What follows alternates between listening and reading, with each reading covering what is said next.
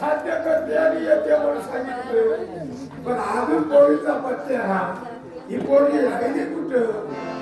मला वाटतं शिकार मोठी आहे आणि तिला एकटं म्हणून तिला उशीर झाला असेल. माझ्या पोळीला बघितलं आणि पोळी शिकार घेऊन आला राहिली कुठं?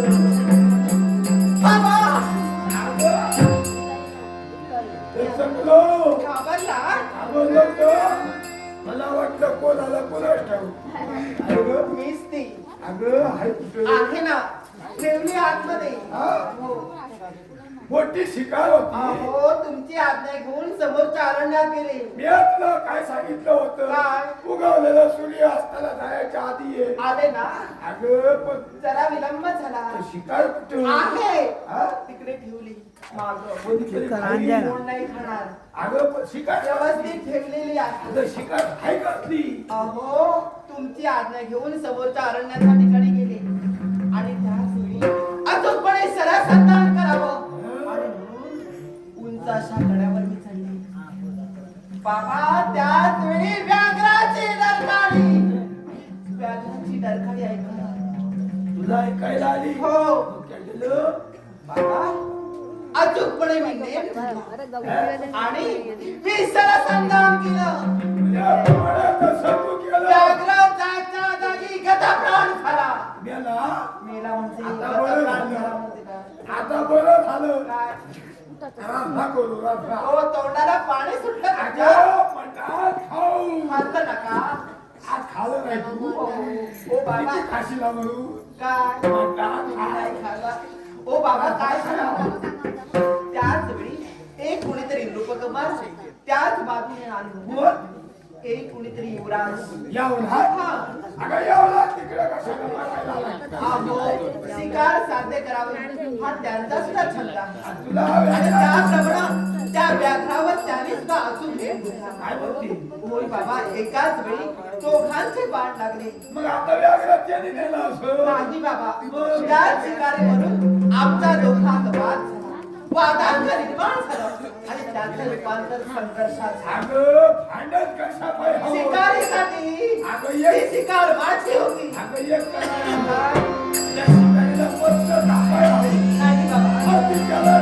बाबा, नाही, ती शिकार माझी होती आणि त्या शिकारीवरून वाद निर्माण झाला. बाबा, वाद निर्माण झाला, संघर्ष झाला आणि त्या संघर्षाचं रूपांतर बाबा काय केलं माहिती? बाबा, त्याने काय केलं माहिती? हो, त्याने माझ्यावर प्रेम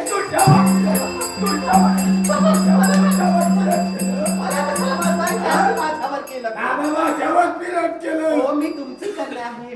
तुझ्यावर त्याने प्रेम केलं, मग तू काय जवळ केलं? नाही, मी प्रेम केलं नाही सुरुवातीला. सुरुवातीला मी केलं ना. ऐका ना बाबा, ऐका माझं ऐकून घ्या. बाबा थोडं खेळ बाबा, बाबा, बाबा, त्याच हसताय का? भीती करून हसू नका बाबा. त्यावेळी मी काय केलं? निसर्गाच्या त्यावेळी मी विचार केला, माझा सुद्धा त्यांच्यावर प्रेम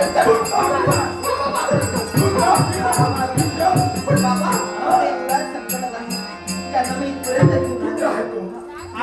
आले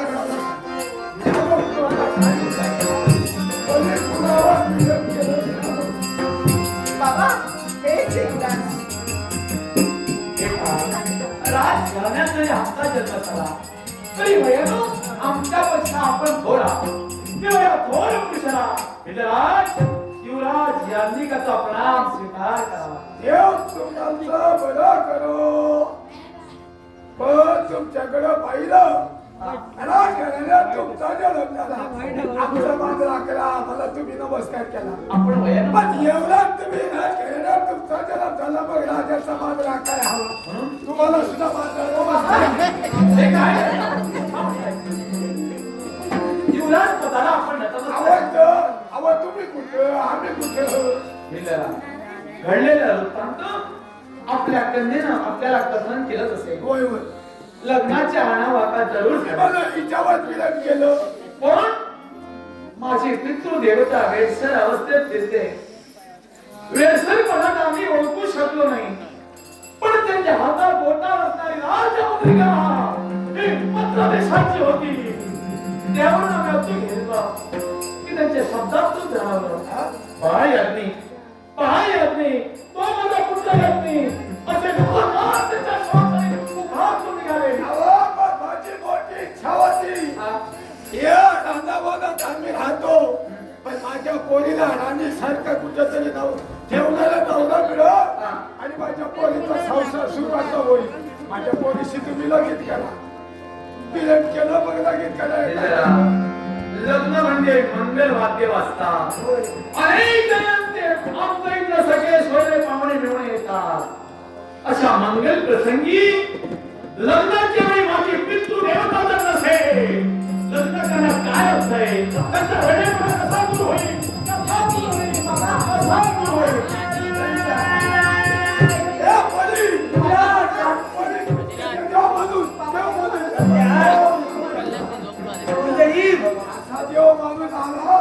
युवराज, पाया पडतो, पाया पडतो. अरे सत्याचा विजय आणि असत्याचा पराजय हा सृष्टीचा नियम आहे.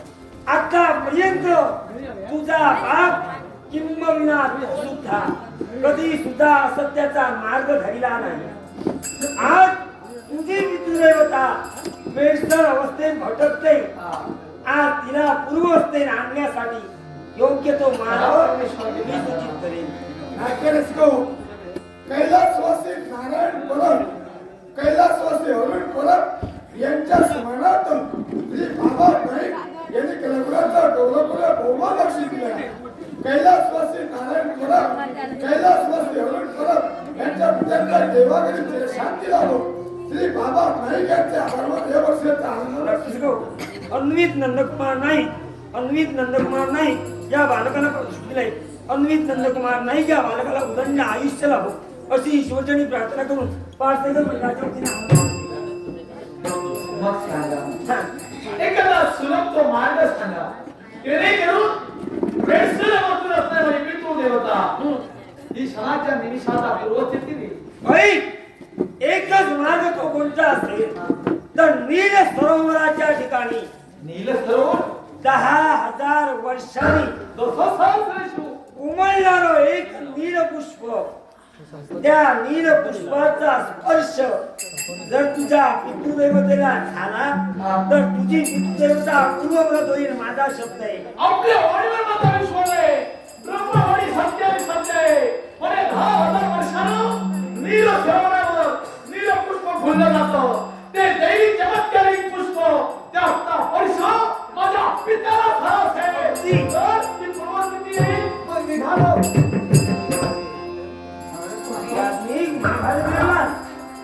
जाण्यासाठी विरस्त्री अंगात संचारले, पण नील सरोवर नेमकं आहे तरी कुठे हे मला ज्ञात नाही. चिंता करू नको.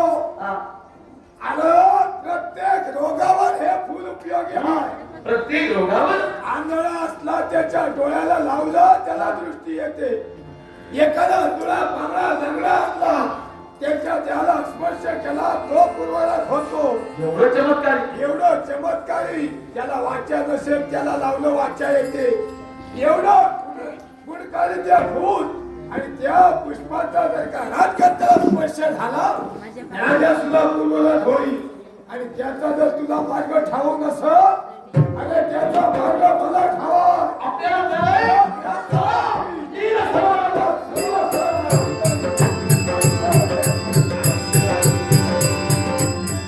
नारायण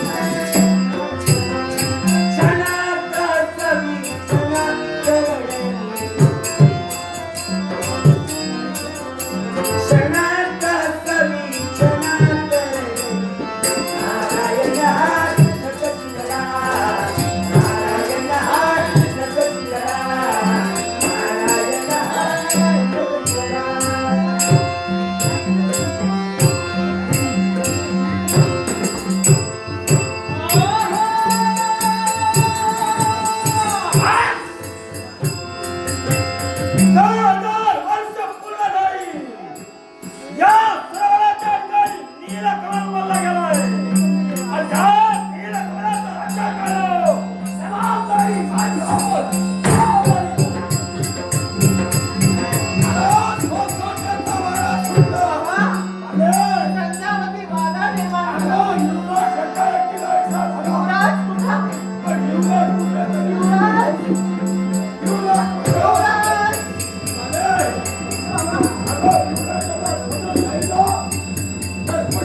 बाबा ते पहा. ते बघा तुम्हाला.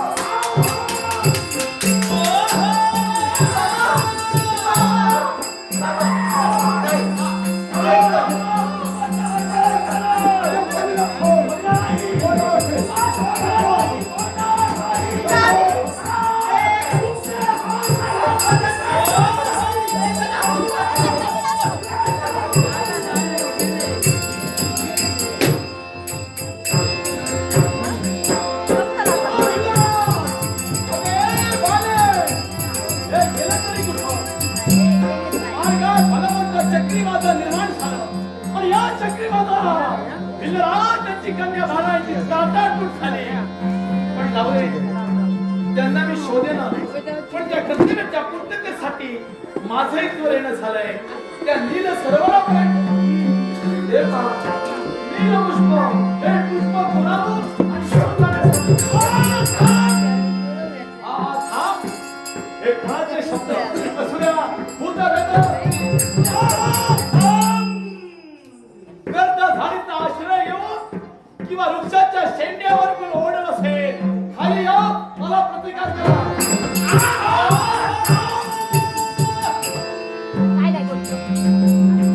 अगरबंद देहाची कोण तू? पुष्पवंती. म्हणून नाव माझं याद नाही.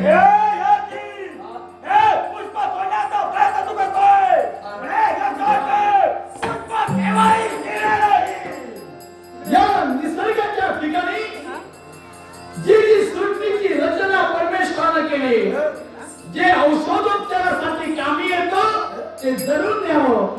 मी घेतोय तो औषधोपचाराच्या कामासाठी. तेव्हा मला हरिनाम तू बोले. मी पुष्पवंती या नील सरोवराचं रक्षण करते. जल वर्षाची नीलकमल देव मला करो. जास्त हक्कापर्यंत रक्षण मी केलंय. आता यावेळी अधिकारी व्यक्ती मी आहे. हे पुष्पवंती, तुझे अधिकार या मरणभूमीवर तू म्हणते. या सरोवराच्या ठिकाणी अधिकार तुझा झाला. पण हे सरोवर निर्माण झालं, हे जल निर्माण झालं, ते परमेश्वराच्या लीलेनं. वरून राजाला पर्जन्यवृष्टी केली नसती तर जलाशयाच्या ठिकाणी पाणी साचून राहिलं नसतं. हे सरोवर बनलं नसतं. तेव्हा जी परमेश्वराची लीला आहे, तुझी नव्हे. हे परमेश्वराची लीला आहे. परमेश्वराला निर्माण झालं. पण आतापर्यंत ते टिकून मी जेवला म्हणूनच राहिलेलं. मग तू जर रक्षण करणारी असली तर तुझा सेवक करीन. पण हे औषधोपचारासाठी कामी येणारा नीलपुष्प घेऊन जाईल. रसवलेला जलता.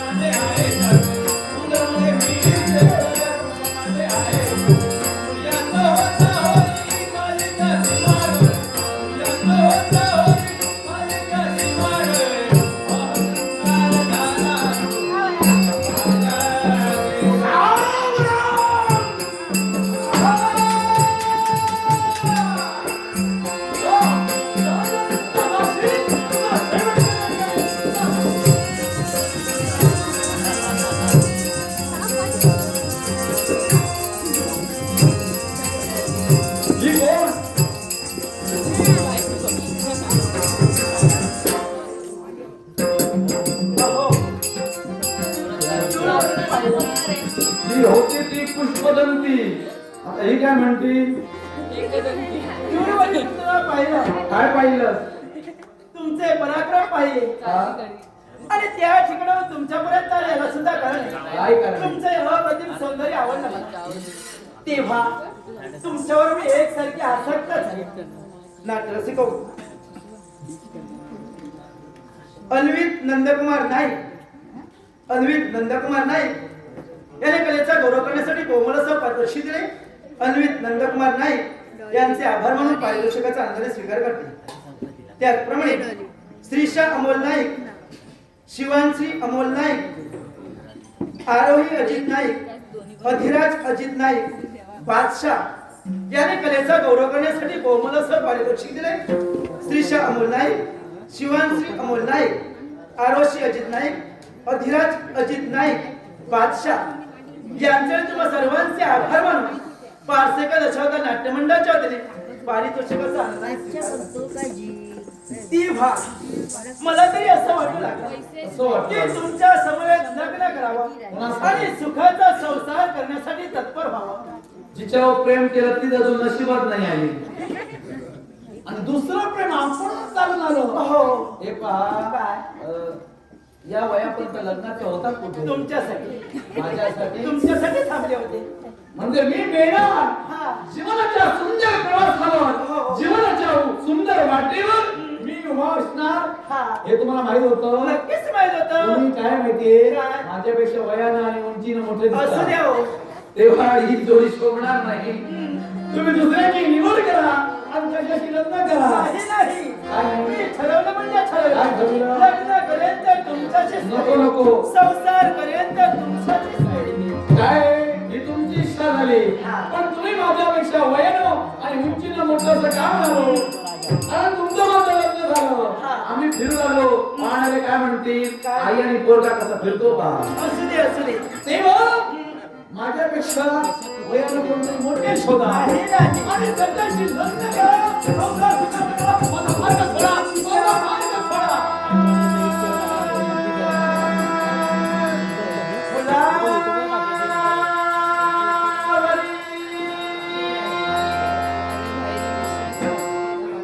प्रीतीच्या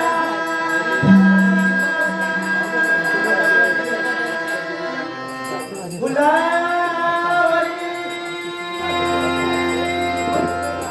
वसंतना तुझी बोल्यावर बसतो नाही तर झुल्यावर बसतो. मनात तुझ्या प्रेमाला होकार नाही. जीवनात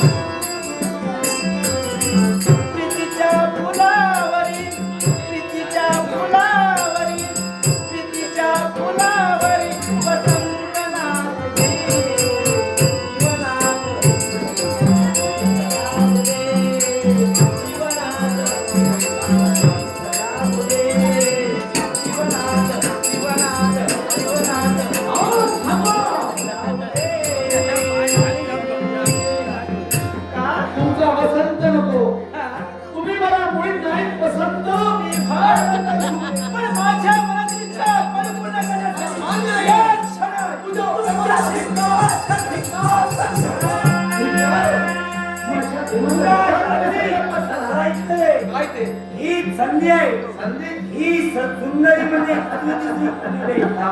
ती पुष्पवंती मायाजाल म्हणजे ती सुंदरी आहे. हिचं मरणमय असते. ज्यावेळी परपुरुषावरी स्वतःहून आसक्त होईल त्यावेळी हिचं मरण आजच काय कसे आजही काय नक्कीच करेल. तिचा सेवन करेल. ही वैरिक कोण आहे? याची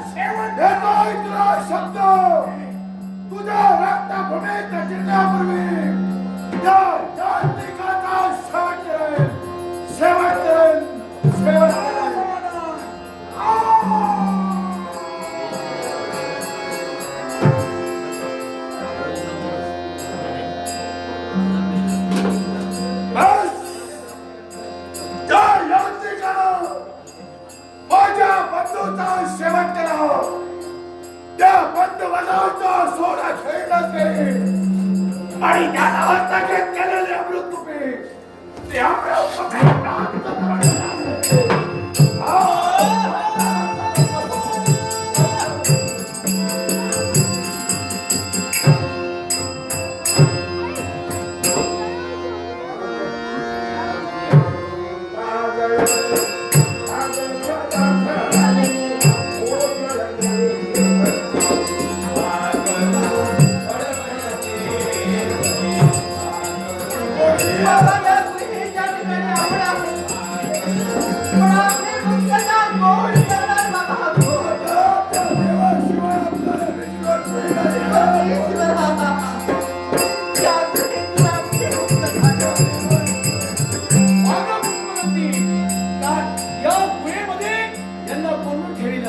तेव्हा या वेळेचा भेद करावा, या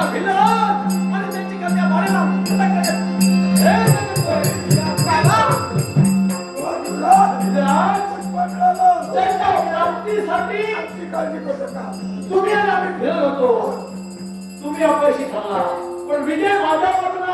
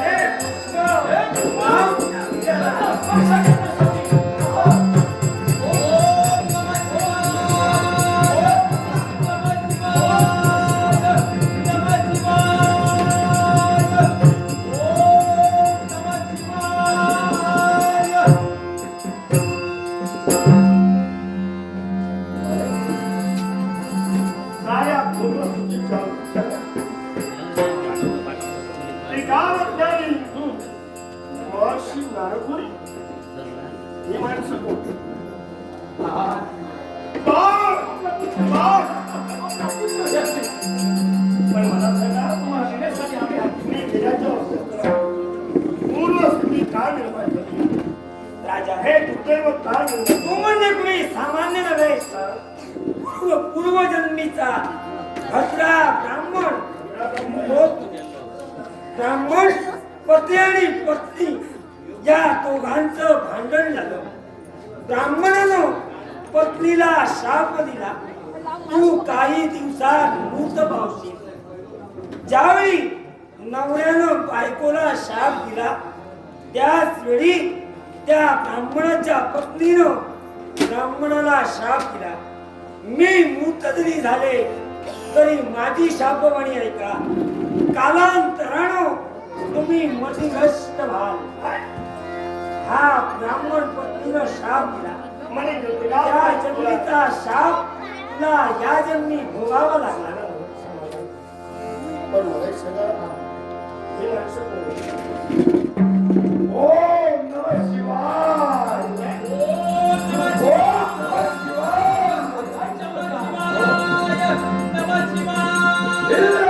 अरण्याच्या ठिकाणी जरी मी वावरत असलो तरी अरण्यात माझं वास्तव्य नाही. कैलासी राहणारा शिवगण आहे. हो, त्या पार्वती मातेला भिल्लीचा रूप धारण केलं आणि शिवपिंडिका निर्माण करून या अरण्याच्या ठिकाणी ती भक्ती करण्यासाठी जन्म झाली. ती केवळ भक्तांसाठी, भक्तांचं रक्षण व्हावं याच्यासाठी. मग त्याच्या पूजनासाठी लागणारे श्वेतपुष्प आणि ताजं पाणी आणण्यासाठी कैलासीचा देव माझा देव शंभुवादेव या महादेवानं मला आज्ञा केली. हे शिवगणा, पार्वती माता आदिशक्ती आदिमाया हिनं जी शिवपिंडिका निर्माण केली आणि पूजनासाठी लागणारी पुष्प ताजं पाणी आणण्यासाठी तुझी जबाबदारी. मी जात असता त्याने मला थांबिलं आणि असा शिवगणाच्या वेशात जर का तू गेला असतील अजून तुला ओळखण्यासाठी ती तत्पर होईल आणि ती ओळखता उपयोगाची नाही याच्यासाठी परमेश्वरानं भिल्लाचं रूप तुला धारण केलं आणि या भिल्लाच्या वेशात ती पुष्प आणण्यासाठी मी तत्पर होतो. म्हणून हा सरोवराचा मार्ग मला हो. बाबा, आपण म्हणता आपण एक शिवगण आहात, पण माझ्या जन्माचा रहस्य काय आहे? मी कुणाची कन्या आहे? मला माझी कन्या म्हणून मी सांगतोय. हा, पण तू माझी कन्या मग मी कुणाची कन्या आहे? सरोवराच्या ठिकाणी पुष्प आणण्यासाठी जात असता त्याच सरोवराच्या काठावर आणि पावसाचा रविवारचा गोळा रंगण्यासाठी जन्म झाला. बाजूला मी हकाले पाहिला पण पुढेच काही पुढे येईना. मी तिला अंगात उतरता क्षणी आकाशवाणी झाली. ती शिवानी होती आणि त्या शिवाच्या मुखातून निघणारे ते शब्द, हे शिवगणा, हे भिल्ला, या कन्याला तुझ्या समवेत घेऊन जा. हिचा बाप म्हणजे एक माझा भक्त होता आणि माझा भक्त तो विराट करता. आज राष्ट्रावर ज्यावेळी आक्रमण केलं, हा राज रक्त जिवंत राहावा याच्यासाठी जे काठावर यांनी ठेवलं, मग याचा सांभाळ तुला करायला हवा. जन्माचा नव्हे तर कर्माचा बाप मी म्हणून राहिलो आणि हिचा सांभाळ केला. म्हणजे मी एक हे राजरत्न आता माझी एकच इच्छा आहे.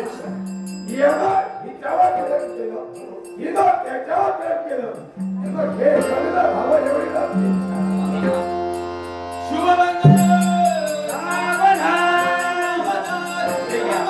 शेवटचा क्षण निवडा.